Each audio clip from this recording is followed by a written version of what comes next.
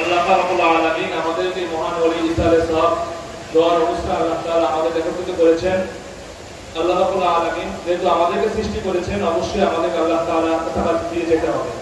আল্লাহ রাব্বুল আলামিন তার বান্দার জন্য যেটা তিনি খুশি ছিলেন, খুশি হয়েছেন, আমরা তার সন্তুষ্টি, আমরা খুশি আলহামদুলিল্লাহ।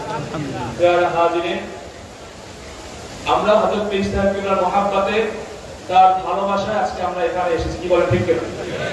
যদি আমরা হযরত পীর সাহেবকে মহব্বত করতে চাই, কারণ হুজুর আমাদের সম্মুখে এখন নেই, মহব্বত করতে হলে, ভালোবাসতে হলে হুজুর আমাদেরকে যেভাবে চালিয়েছেন, আমাদের দরবার এই সিলসিলা যেটা হুজুর প্রতিষ্ঠা করেছেন, যে আদর্শ, যে মানহাজ হুজুর এটা রেখে দিয়েছেন, এবং আমাদের বর্তমান পীর সাহেব কিবলাকে আল্লাহ হুজুর তার স্থান আল্লাহ হুজুর নির্দেশ দিয়ে বসিয়ে দিয়েছেন, তাকে আমরা মেনে চলতে পারি, তার হাতকে শক্তিশালী করতে পারি, এবং এই দরবারে যে অসম্পূর্ণ কাজ আছে আমাদের সকলের সহযোগিতা, সকলের আন্তরিকতায় এখন জন্ম সনদ দিয়ে খোলো বিকাশ স্টুডেন্ট অ্যাকাউন্ট। নিজের বিকাশ নিজে কর।